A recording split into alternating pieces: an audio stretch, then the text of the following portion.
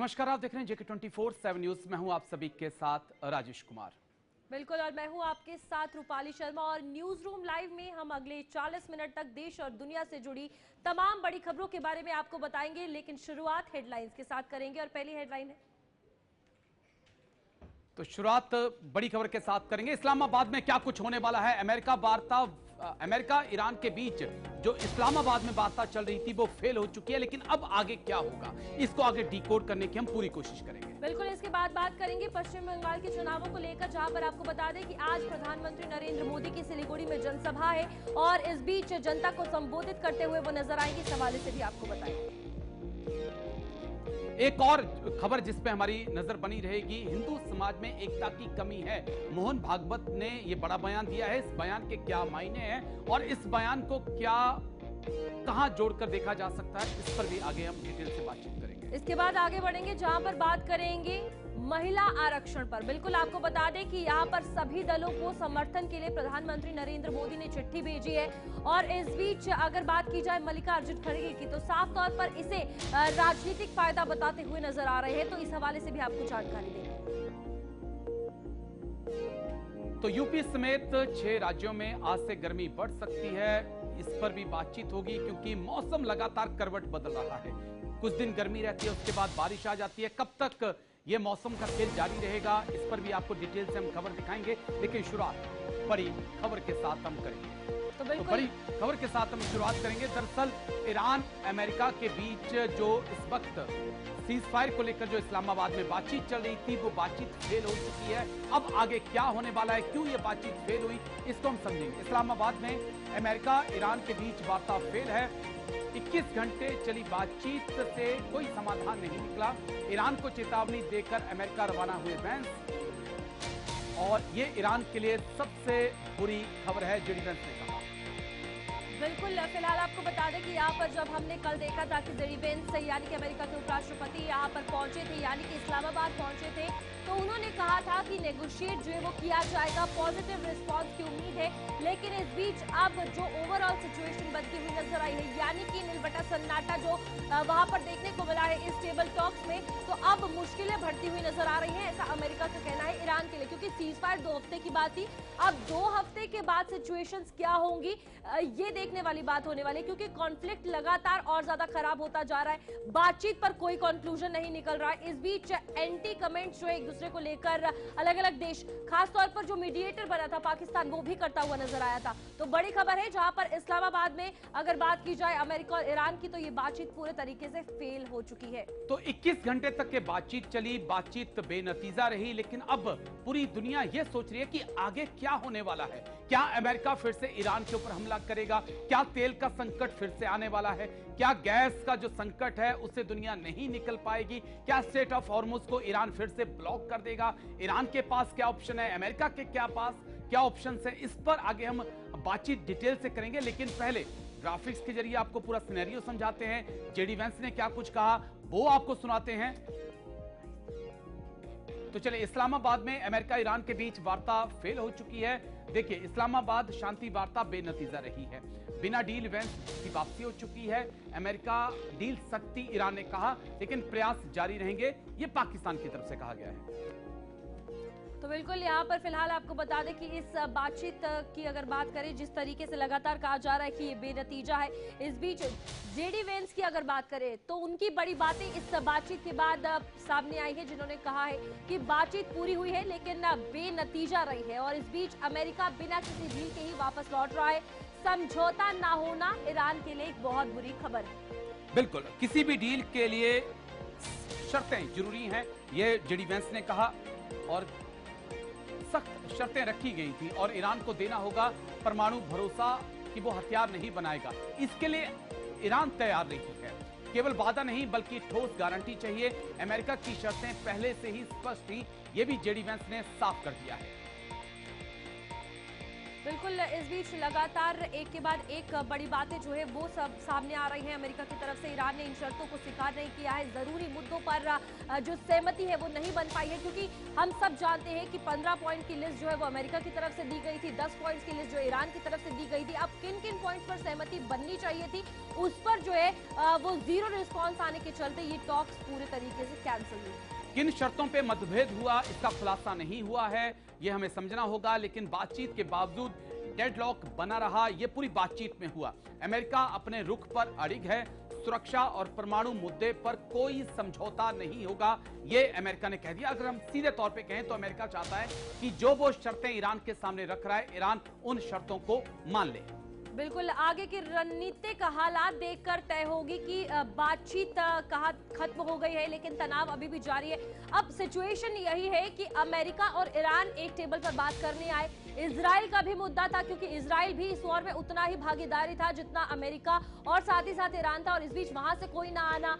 ये तमाम बातें और अमेरिका जिस तरीके से लगातार अपनी डोमिनेंस दिखाता हुआ नजर आ रहा है कि बात हमारी मानी जाए, हम जो पॉइंट्स रख रहे हैं वो मानी जाए। जाहिर सी बात है ईरान हर एक चीज पर नेगोशिएट नहीं करेगा, जिसके चलते ये बातचीत फेल होती हुई नजर ओके, चलिए, लेकिन जेडी वेंस ने क्या कुछ कहा पाकिस्तान से रवाना होने से पहले, उसको हम एक बार सुन लेते हैं, उसके बाद इस खबर को और डिटेल से डिकोड करते हैं। Field Marshal Munir, who were both incredible hosts, and whatever shortcomings in the negotiation, it wasn't because of the Pakistanis, who did an amazing job and really tried to help us and the Iranians bridge the gap and get to a deal. We have been at it now for 21 hours, and we've had a number of substantive discussions with the Iranians. That's the good news.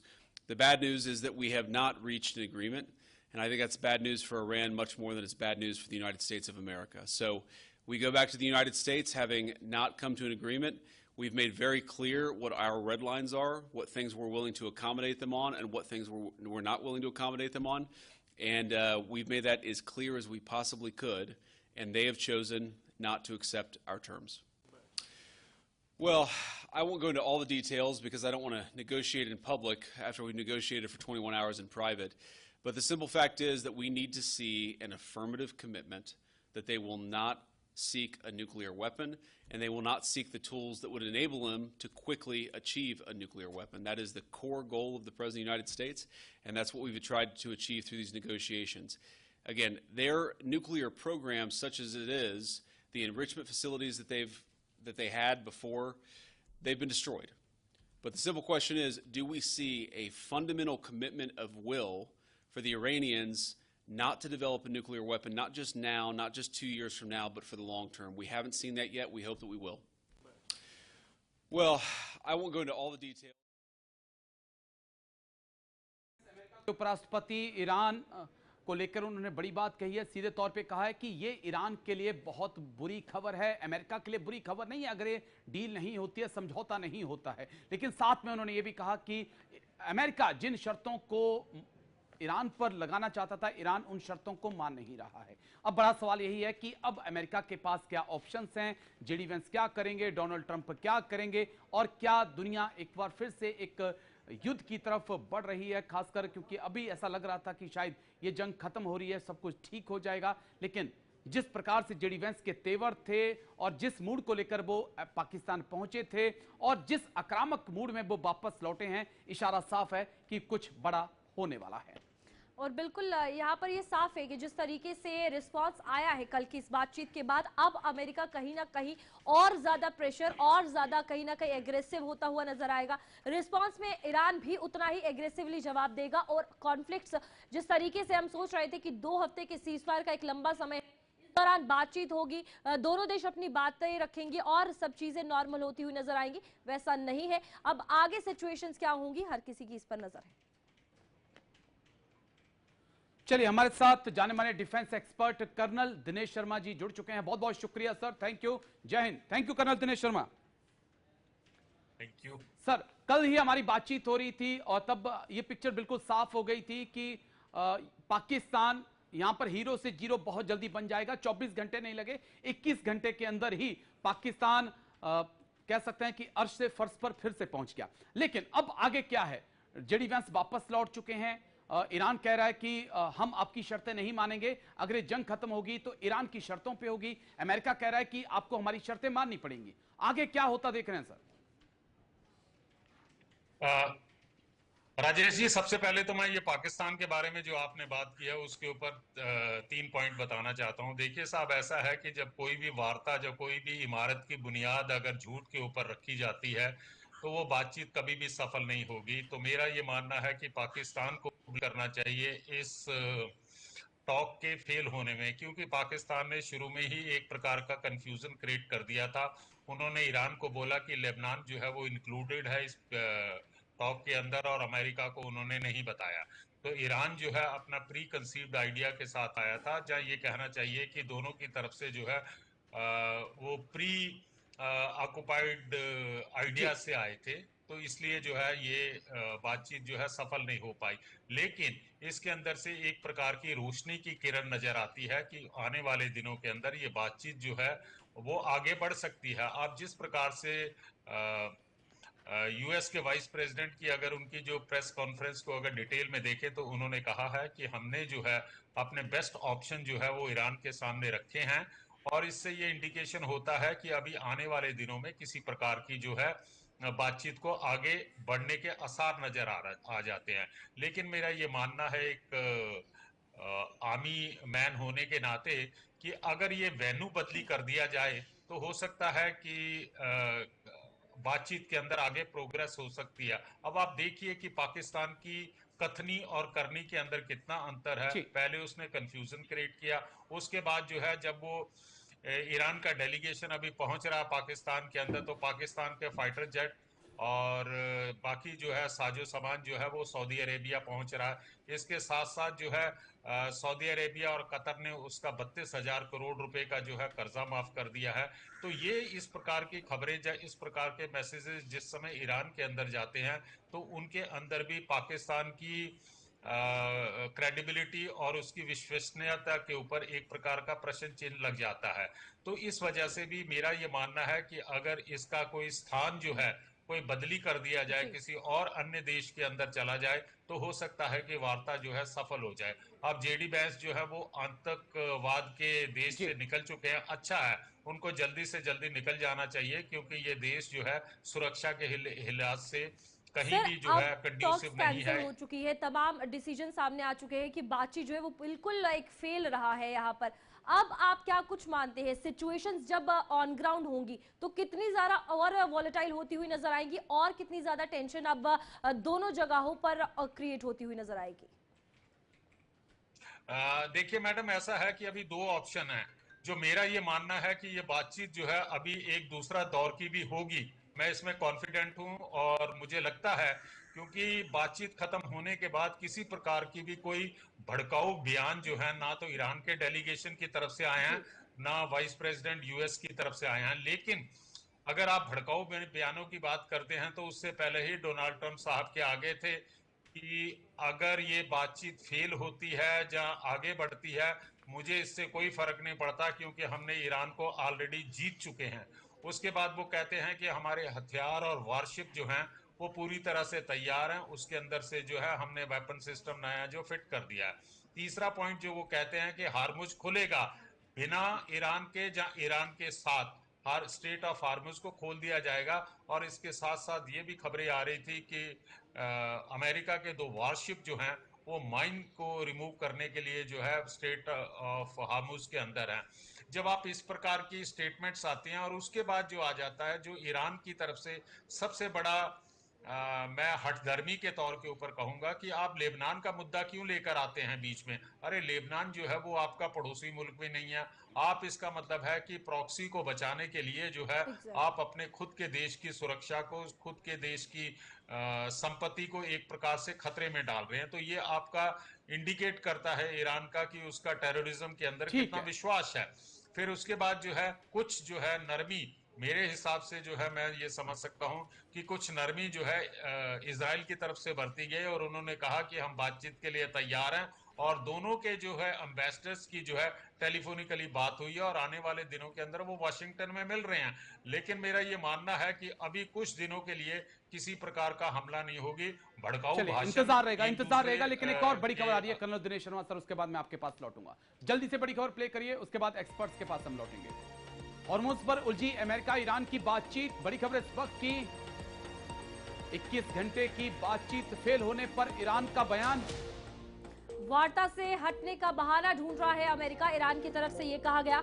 और इस बीच America की शर्तें ज्यादा सख्त थी, Iran की तरफ से कहा गया। फाइनल ऑफर साफ तौर पर यूएस का ईरान ने ठुकराया है और इस बीच बातचीत जो है वो बेनतीजा रही है। ईरान बोला 2 से 3 मुद्दों पर मतभेद जो है वो देखने को मिल रहा है जो अमेरिका की तरफ से रखे गए हैं। हॉर्मुज और न्यूक्लियर साइट्स को लेकर बात की जाए, ये भी एक मुद्दा बनता हुआ इसमें नजर आ रहा है, जिसकी वजह से टॉक्स जो है वो पूरे तरीके से फेल हो रही है। अब जाहिर सी बात है हर एक चीज पर दोनों देश एक दूसरे की बातों पर जो सहमति है वो नहीं जताएंगे। लेकिन बड़ी बात यह है कि जिस तरीके से अमेरिका नेगोशिएट करने की बात कर रहा था और ईरान भी 2 से 3 पॉइंट्स पर नहीं बातचीत करने को तैयार है, तो इसमें सिचुएशंस ऐसे ही डामाडोल नजर आएंगे अगर आगे भी बातचीत होती। जी बिल्कुल, आपको समझना होगा 3 अहम पॉइंट हैं जिनके ऊपर ये बातचीत फंसी हुई है। पहला पॉइंट जो है वो स्टेट ऑफ हॉर्मुज पर है। ईरान चाहता है कि स्टेट ऑफ हॉर्मुज को ये माना जाए कि वो ईरान का है और ईरान यहां पर पूरी तरह से कंट्रोल करे, टोल टैक्स वसूले। और दूसरा जो मुद्दा है वो न्यूक्लियर राइट का है।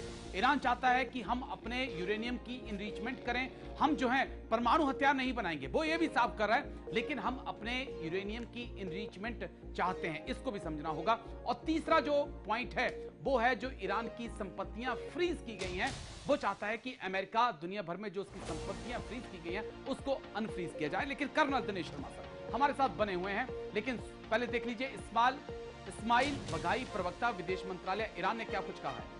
बिल्कुल, उन्होंने कहा कि यह बातचीत 40 दिन की जबरन थोपी गई जंग के बाद हुई है और माहौल में अविश्वास और शक था। ऐसे में शुरुआत से ही ये उम्मीद करना ठीक नहीं था कि एक ही बैठक में समझौता हो जाएगा। किसी को भी ऐसी उम्मीद नहीं थी और वैसा ही जो रिजल्ट है वो बाहर आया। तो बिल्कुल साफ कर दिया गया है इस्माइल बघाई ने कि पहली बैठक में आप समझें कि समझौता हो जाएगा तो इसकी पॉसिबिलिटी नहीं है, यानी कि इशारा है कि आगे और बैठकें हो सकती हैं। लेकिन चलिए एक्सपर्ट्स के पास चलेंगे। कर्नल दिनेश शर्मा सर, मैं आपके पास आना चाहूंगा। 2 अहम पॉइंट मुझे लगता है जहां पर बातचीत फंसी हुई है, पहला जो है स्टेट ऑफ हॉर्मुज को लेकर है, फिर न्यूक्लियर वेपन्स को है। लेकिन पहले स्टेट ऑफ हॉर्मुज को लेकर बातचीत कर लेते हैं।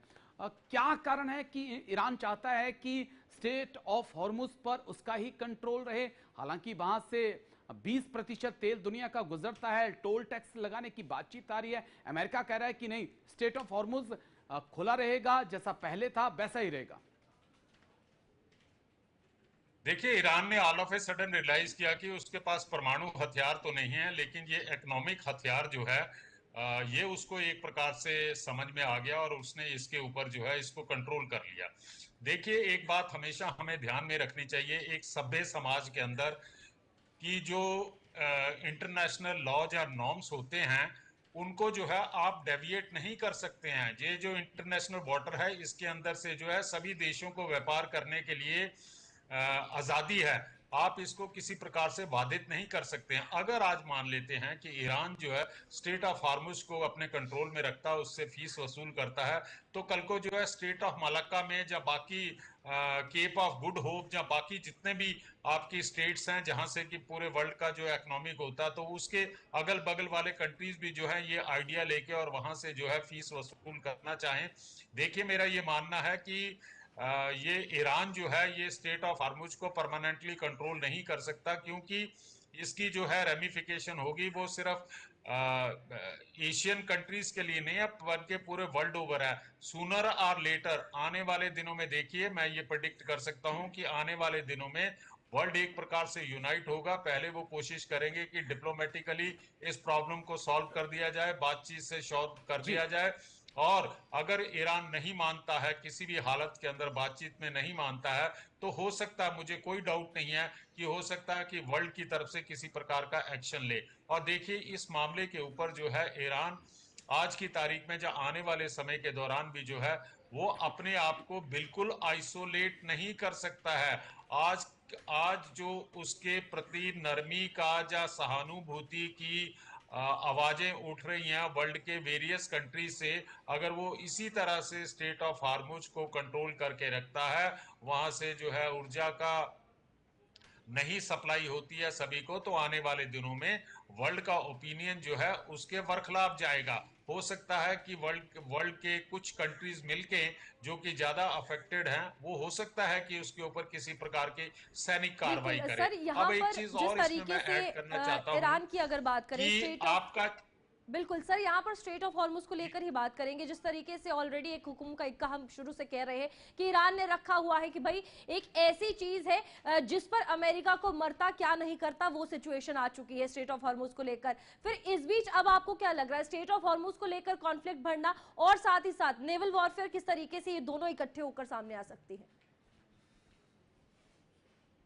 बीच में आपका ऑडियो नहीं आया था, एक बार लास्ट वाला पोर्शन दोहरा सर, देंगे ये मैडम? सिचुएशन जिस तरीके से बनी है ऑलरेडी स्ट्रेट ऑफ हॉर्मुज को लेकर हम बात कर रहे हैं, जो अमेरिका के इस वक्त हालात बने हुए हैं, इसमें अब क्या लगता है एक स्ट्रेट ऑफ हॉर्मुज का कॉन्फ्लिक्ट तो बढ़ेगा ही बढ़ेगा अगर ये सिचुएशंस नॉर्मल नहीं होती है, बातचीत नॉर्मल नहीं होती है। साथ ही साथ नेवल वॉरफेयर की भी अगर बात करें तो वो किस तरीके से क्रिटिकल रोल प्ले करता हुआ नजर आएगा? देखिए मैडम, ऐसा है कि इनिशियल स्टेजेस में as a military point of view देखते हैं, तो जब आप देखते हैं स्टेट ऑफ हार्मुज को, तो ये एक प्रकार से बिल्कुल एक सकरी सी जब बड़ी तंग सी गली है, और अगर आप देखते हैं तो दोनों तरफ जो है पहाड़ हैं। एक हिस्सा जो है वो ओमान की तरफ पड़ता है और दूसरा जो है ईरान की तरफ पड़ता। यह स्टेट ऑफ हार्मुज से थोड़ा सा ईरान की तरफ का हिस्सा जो है वो उसका खुद का जो है एक्सक्लूसिव इकोनॉमिक जोन के अंदर आ जाता है, और इसी प्रकार से ओमान का, ये दोनों कंट्रीज का जो पानी जो है वो स्टेट ऑफ हार्मुज के अंदर जाता है। ये है इसकी बैकग्राउंड, और जिसलिए जो है ये ईरान क्लेम कर रहा। अब आ जाती है नवल वारफेयर की।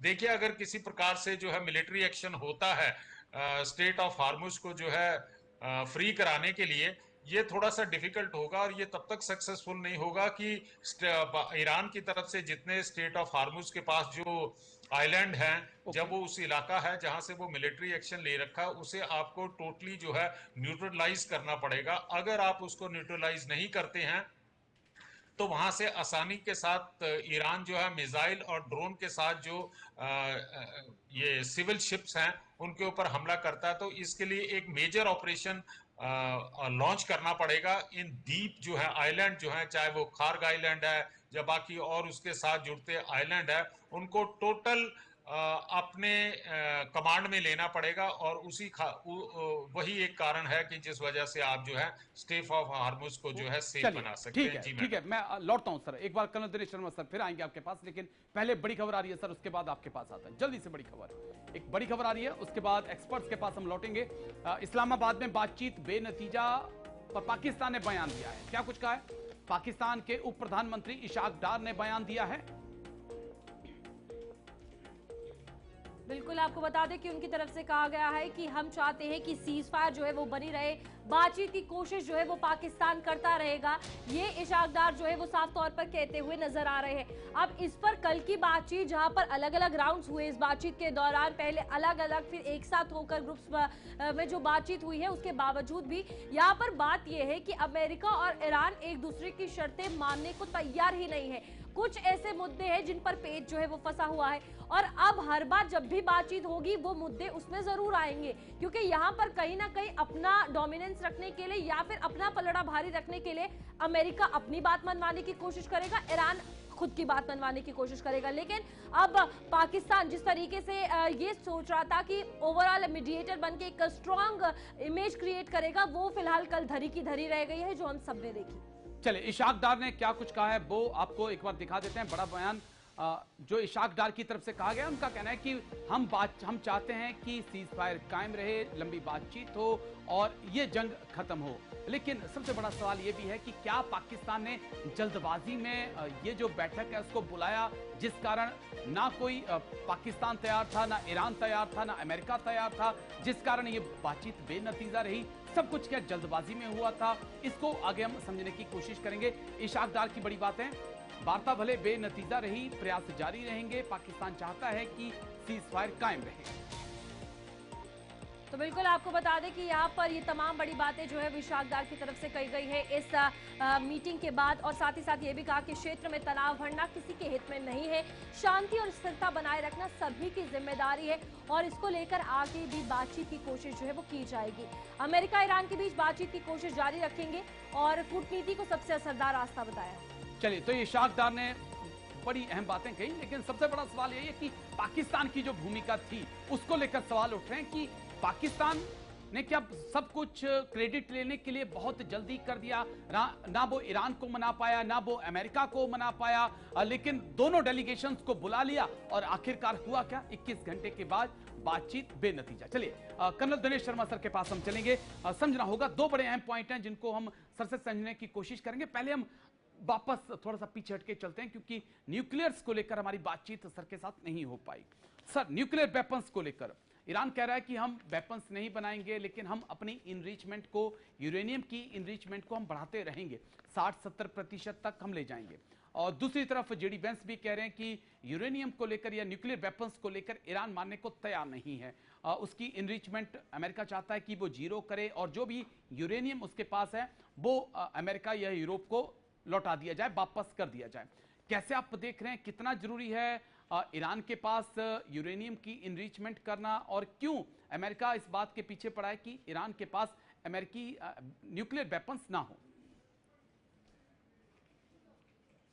राजेश, जिन जिन भी देशों के पास परमाणु बम हैं, उन्होंने कभी ये ओपनली नहीं कहा, चाहे वो रशिया हो, अमेरिका हो, या इवन भारत है या चाइना है, उन्होंने कभी भी ओपनली ये नहीं कहा है कि हम जो है परमाणु बम से फला फला देश को नष्ट कर देंगे।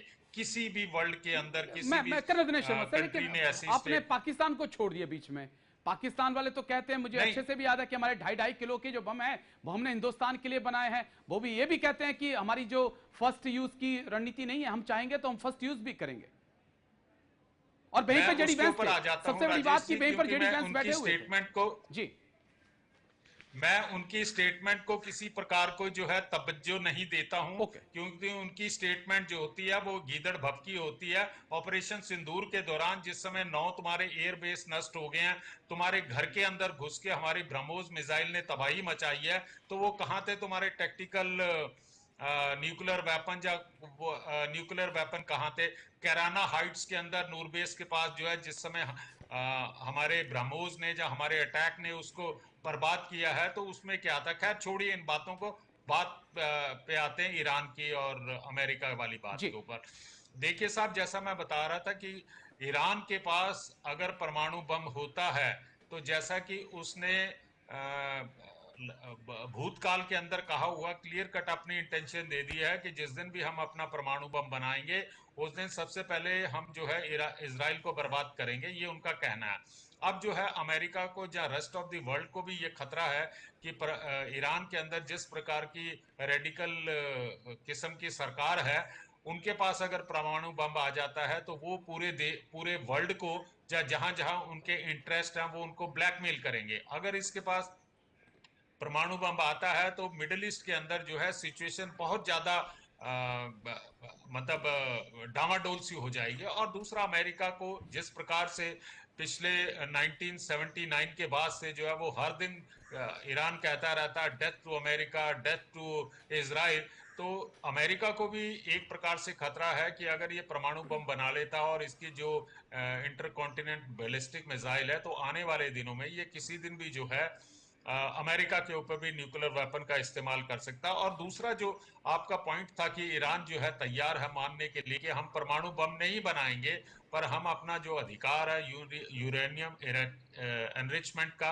वो नहीं छोड़ेंगे। अरे भाई, आप इनसे एक बस सवाल कीजिए ना, अगर आप सिर्फ सिविल पर्पसेस के लिए यूरेनियम को एनरिचमेंट करना चाहते हैं तो आपने वो जो 440 केजी 60% जो है आपने उसको एनरिच कर दिया, वो किसके लिए कर दिया था? तो इसका मतलब है कि आप कहते कुछ हैं और करते कुछ हैं, और किसी को भी विश्वास नहीं है, अमेरिका को या अन्य किसी देश को, कि अगर इसको इजाजत दे भी दी जाती है यूरेनियम एनरिचमेंट की, तो ये शैडो तरीके से या किसी भी प्रकार से ये परमाणु बम बनाएगा। हो सकता है कि ये मदद दे नॉर्थ कोरिया से, जहां हो सकता है चाइना, जहां रशिया इसको डेवलप करने के अंदर मदद कर सकते हैं, क्योंकि ये भी संभव है।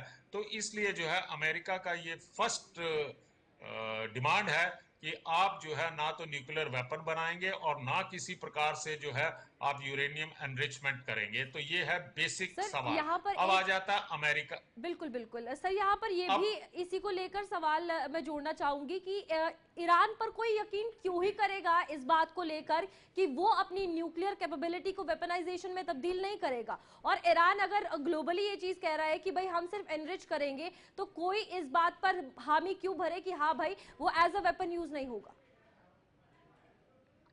बिल्कुल, बिकॉज उसका ट्रैक रिकॉर्ड आप देखिए ना, ईरान का ट्रैक रिकॉर्ड देखिए कि वो किसी भी प्रकार से जो है इस चीज के लिए उसके ऊपर यकीन नहीं किया जा सकता। अगर जैसे कि अमेरिका के वाइस प्रेसिडेंट ने कहा कि we want a confirmation that you will not make any परमाणु बम, कंफर्मेशन का कंड्यूसिव कंफर्मेशन, और साथ में उनको ये यकीन चाहिए कि ईरान जो है परमाणु बम नहीं बनाएगा, जो कि इस प्रकार की कमिटमेंट देने से जो है ईरान जो है बाया मीडिया ढूंढ रहा, कहता ठीक है परमाणु बम नहीं बनाएंगे लेकिन यूरेनियम एनरिचमेंट की हमें इजाजत होनी चाहिए। तो ये तो यूरेनियम एनरिचमेंट जो है ये थोड़ी है कि 24 घंटे जो है इंटरनेशनल एटॉमिक एनर्जी के जो इंस्पेक्टर हैं वो आपके प्लांट में रहेंगे, वो देखते रहेंगे। तो इसमें बहुत बड़ा खतरा है कि वो किसी ना किसी तरह से जी वो नहीं, कर्नल दिनेश शर्मा साहब करके एक सवाल इसको डेवलप कर सकता है। जी कर्नल दिनेश शर्मा साहब, मेरा सवाल कि अमेरिका के पास लगभग 5000 के पास न्यूक्लियर वेपन्स हैं, 4.5 से 5000 रखते हैं अमूमन, लेकिन अमेरिका ये कौन होता है डिसाइड करने वाला कि ईरान न्यूक्लियर वेपन्स ना बनाए या ना बनाए? वो अपने न्यूक्लियर वेपन्स कम करने को तैयार नहीं है। 5000 उसने बना के रखे हैं, वो अपने कम नहीं कर रहा है। इजराइल के पास 60 से 80 न्यूक्लियर वेपन्स मौजूद हैं, जो सिप्री की रिपोर्ट कहती है, वहां पर वो तैयार नहीं है। अगर हम मानते हैं कि हिजबुल्ला, हमास, हुती जो ईरान के प्रॉक्सी हैं, लेकिन दूसरी तरफ पाकिस्तान के पास भी जैश, लश्कर जैसे कई प्रॉक्सीज हैं। तो ये क्या दो तरफा होगी? अमेरिका को किसने ठेकेदार बनाया कि तुम ये तय करो कौन न्यूक्लियर वेपन्स रखे कौन नहीं रखे? देखिए, आपकी बात के अंदर तो मैं आपकी बात से सहमत हूं कि अमेरिका कोई नहीं होता है कि किसी प्रकार का जो किसी कंट्री को रोक सके।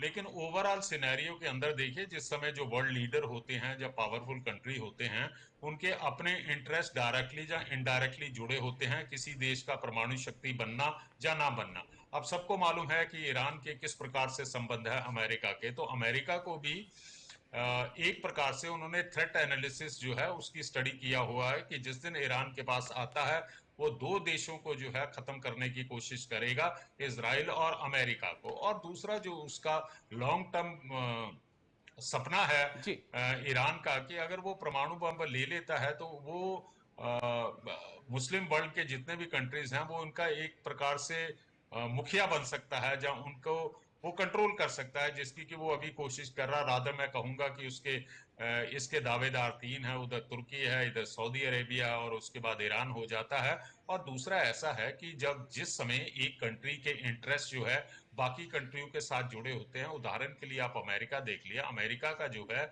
गल्फ कंट्रीज के अंदर जितने ये 6 कंट्रीज हैं उसमें उसका इंटरेस्ट जुड़ा हुआ है, उसमें उसने जो है एक प्रकार की सिक्योरिटी गारंटी दी है। लेकिन ग्राउंड लेवल के ऊपर यथार्थ में आप देख लेंगे वो 100% इनको इस युद्ध के अंदर सिक्योरिटी नहीं प्रदान फिर मैं आपको कर पाया। टोक रहा हूं, लेकिन एक चीज मुझे लगता है कि और हमें समझना, हमारे दर्शकों को समझना जरूरी है कि क्या ईरान को एक विलन बनाकर, एक नेगेटिव इमेज खड़ी करके अमेरिका क्या मिडिल ईस्ट में 70 के दशक से हीरो बनकर नहीं उभर कर आया कि ईरान को एक नेगेटिव इमेज खड़ी कर दी गई है? देखिए, नेगेटिव इमेज अमेरिका क्या कर पाएगा, क्योंकि आपने खुद ही जो है आपके एक्शन और आपकी स्टेटमेंट और आपके जिस प्रकार का व्यवहार है बाकी कंट्रीज के साथ, तो आपने अपनी इमेज वैसे बना लिया। और सबसे बड़ा इमेज जो है जिसके बारे में मैं कहूंगा कि आप ओपनली जो है अपनी प्रॉक्सीज चलाते हैं, एक्सिस ऑफ रेसिस्टेंस जो है आपकी वजह से जो है 7 अक्टूबर 2023 के अंदर किस प्रकार का नरसंहार हुआ होगा, किस प्रकार से आपने इजराइल के अंदर जाके आपके प्रॉक्सीज ने कोहराम मचाया था। तो ये सारी चीजें हो जाती हैं कि आप नेगेटिव नैरेटिव नहीं बनाते। अब ठीक देख है। लीजिए पाकिस्तान के बारे में, देख लीजिए पाकिस्तान को कोई कंट्री जो है वो ये नहीं कह रहा है कि उसके बारे में कोई नैरेटिव बना रहा है, क्योंकि आपकी खुद की हरकतें पूरे वर्ल्ड के सामने आ जाती हैं। आपके तो ये बात जिसे बहुत पूरा डीप चल वर्ल्ड जाएगी, ढूंढ बात रहा था, बहुत डीप जिस चल जाएगी। टेररिस्ट को, वो अमेरिका आपके कोई दूध का एबटाबाद धुला के तो है अंदर नहीं जो सर, है अमेरिका भी पाकिस्तान दूध का धुला मिलिट्री नहीं है। एकेडमी के पास मिलता है। कर्नल शर्मा सर, अमेरिका भी दूध का धुला नहीं है। आईएस हो या अलकायदा हो, तालिबान हो, इनके पीछे अमेरिका ही तो खड़ा है सर। अमेरिका भी दूध का धुला नहीं है। लेकिन चलिए, क्योंकि ताकत उसके पास है तो कोई बोलने के लिए तैयार नहीं है। बड़ी खबर इस वक्त की, उसके बाद आपके पास लौटते हैं। तो बिल्कुल आपको बता दें कि यूएस ईरान में 5 बड़े मुद्दों पर चर्चा जो है वो होने की खबर सामने आ रही है और अमेरिका ईरान के बीच 5 अहम मुद्दों पर बातचीत होगी। हॉर्मुज़ स्ट्रेट और परमाणु कार्यक्रम मुख्य एजेंडा इसका रहने वाला है। इस बीच आपको बता दें कि प्रतिबंध हटाने और मुआवजे पर भी बातचीत जो है वो करता हुआ ईरान नजर आएगा। अमेरिका के साथ युद्ध खत्म करने पर दोनों पक्षों में लंबी बातचीत हुई है। इस बीच आपको एक और बात बता दें कि बातचीत के लिए अब ऑस्ट्रेलिया भी बीच में आ चुका है कि एक बार फिर से ईरान और अमेरिका बातचीत करें। जो पहले इस्लामाबाद में बतौर मीडिएटर पाकिस्तान सामने आया बातचीत के लिए, अब ऑस्ट्रेलिया भी ये कहता हुआ नजर आ रहा है कि ईरान अमेरिका से एक बार फिर बातचीत करे और सिचुएशंस को नॉर्मल करने की कोशिश करे। तो बड़ी खबर इस वक्त की, बातचीत बेनतीजा रहने से ईरान के लोग चिंतित हैं। उन्हें उम्मीद थी कि ये बातचीत एक नतीजे तक पहुंचेगी, लेकिन ईरान नहीं बल्कि पूरी दुनिया इस वक्त चिंतित है कि क्या ये जंग फिर से शुरू हो सकती है, क्या होने वाला है, क्या तेल गैस की कीमतें फिर बढ़ेंगी, सप्लाई फिर से रुकेगी। लेकिन सवाल इस बात को लेकर भी है क्योंकि डोनाल्ड ट्रंप ने इस बातचीत से शुरू होने से पहले एक सोशल मीडिया पे कमेंट्स किया था और कहा था कि ईरानी इसलिए जीवित हैं ताकि ये बातचीत हो सके। तो ट्रंप क्या कर सकते हैं? क्या एक बार फिर से ट्रंप न्यूक्लियर वेपन्स की तरफ जा सकते हैं? क्योंकि इतिहास में आज तक अगर किसी देश ने न्यूक्लियर वेपन का इस्तेमाल किया है तो उसमें अमेरिका का ही नाम शामिल होता है। कर्नल दिनेश शर्मा सर के पास हम वापस लौटेंगे।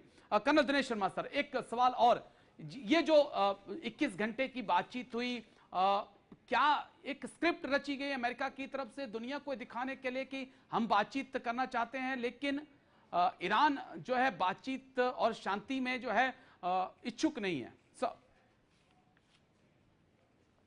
हो जाता है कि वर्ल्ड के अंदर जो है सबसे इंपॉर्टेंट चीज होती है कि वर्ल्ड ओपिनियन आपके बारे में, आपके एक्शन के बारे में क्या सोचता है।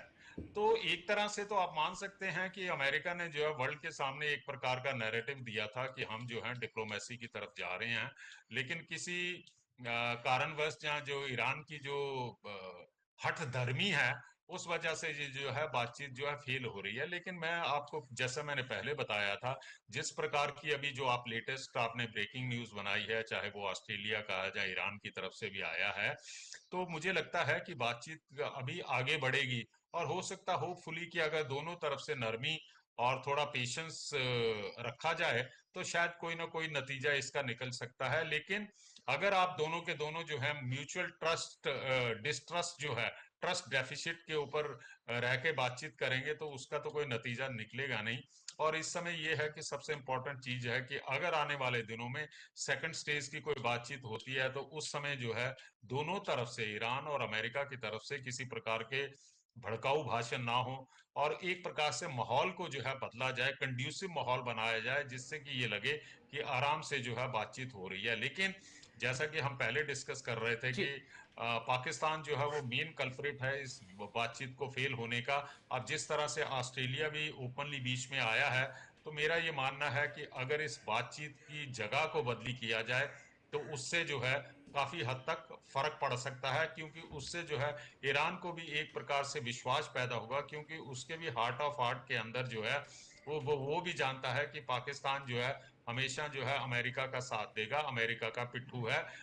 ईरान जो इस बार बात करने के लिए आया, जिस प्रकार से इंटरनेशनल मीडिया और डोनाल्ड ट्रंप ने कहा, इसमें जो है चाइना का सबसे बड़ा रोल है। चाइना ने जो है कन्विंस किया है ईरान को कि आप बातचीत शुरू कीजिए। ये पाकिस्तान अगर ढिंडोरे पीट रहा, जहाँ ढोल नगाड़े की तरह बात कर रहा है कि मैंने दोनों देशों को बचाया, तो ये सरासर झूठ है। उसको बताया गया है कि तुम अपना ये आपका कहना है कि पाकिस्तान 21 घंटों में ही अर्श से फर्श पे पहुंच चुका है। लेकिन शुक्रिया, बहुत बहुत शुक्रिया कर्नल दिनेश शर्मा सर, आप हमारे साथ जुड़े और तमाम अहम मुद्दों पर आपने इतनी बारीकी से बात रखी। इसी बीच आगे बढ़ेंगे, एक और बड़ी अहम खबर आपको दिखाते हैं।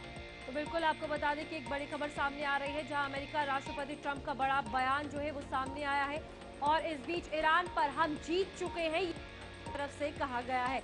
और इस बीच स्टेट्स रिलीज का कहा है कि देखेंगे उसके बारे में। ये तमाम बड़ी बातें, डील हो या ना हो फर्क नहीं पड़ता। डोनाल्ड ट्रंप की तरफ से कहा जा रहा है फर्क नहीं पड़ता तो जेडी वेंस वहां पर जाते क्यों, और फर्क नहीं पड़ता तो 2 हफ्ते की सीज फायर की बात होती क्यों। ये तमाम बातें डोनाल्ड ट्रंप को भी जाननी होंगी, जहां पर तमाम बड़े बयान तो वो दे देते हैं, नैरेटिव तो वो फैला देते हैं, फिर उसी पर वो टिक नहीं पाते हैं। इस बीच नाटो देश आप देखिए वहां से भी जो है वो हट चुके हैं और वो अमेरिका का अब साथ नहीं देना चाहते। अमेरिका के सांसद खुद ये कहते हुए नजर आ रहे हैं कि भाई अब इस लड़ाई के लिए फंडिंग हमारी तरफ से आपके लिए नहीं है। तो ये तमाम सिचुएशन जो अमेरिका के पास बनती हुई नजर आ रही है, आने वाले दिनों में और ज्यादा बद से बदतर होंगी। नाटो फिर से नाराजगी जताता हुआ नजर आ रहा है, क्योंकि ट्रुथ पर जिस तरीके से लगातार अपनी भड़ास और बौखलाए हुए ट्रंप नजर आ रहे हैं, वो आने वाले दिनों में कहीं ना कहीं एक बड़ी जो बात मान सकते हैं कि अमेरिका के लिए एक पीछे धकेलने वाली बात होगी, जो खुद ट्रंप बड़े बड़े बयान दे रहे हैं उससे। एक तरफ से जीत का दावा कर रहे हैं नेटो, फिर नेटो पर ट्रंप ने नाराजगी जताई है। ट्रंप ने क्या कुछ कहा है वो भी आपको सुनाएंगे। अमेरिकी राष्ट्रपति ट्रंप ने बड़ा बयान दिया है, उन्होंने कहा है कि ईरान पर हम जीत चुके हैं। क्या ट्रंप यहां से निकलना चाहते हैं इस जंग से? इस बयान के बाद ये कयास लग रहे हैं कि यहां पर ट्रंप फेस सेविंग भी ढूंढ रहे हैं, वो एक तरफा जीत घोषित करके इस जंग से बाहर निकल सकते हैं। लेकिन नेटो को लेकर एक बार ट्रंप ने फिर तंज कसा है और कहा है कि नेटो हमारे साथ नहीं है तो हम नेटो के साथ क्यों होंगे। ट्रंप ने क्या कुछ कहा है वो भी आपको हम सुनाते हैं।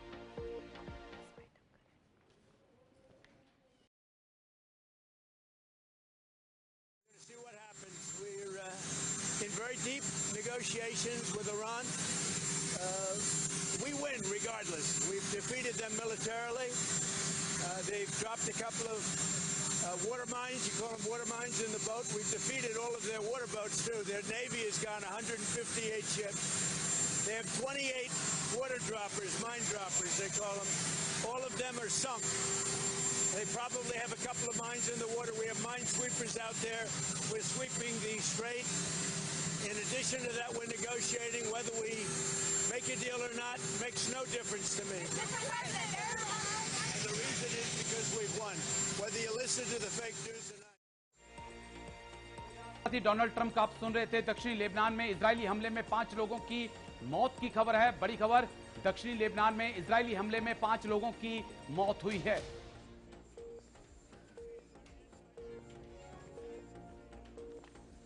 तो बिल्कुल ये इजरायली हमला जो है लेबनान पर हुआ है। इस बीच फिलहाल आपको बता दें कि 5 लोगों की मौत का आंकड़ा जो है एक बार फिर सामने आ रहा है। इस बीच लेबनान को छोड़कर लगातार जो है वो बाकी जगहों पर सीज फायर है, लेकिन लेबनान में एक के बाद एक बड़े हमले देखने को मिल रहे हैं।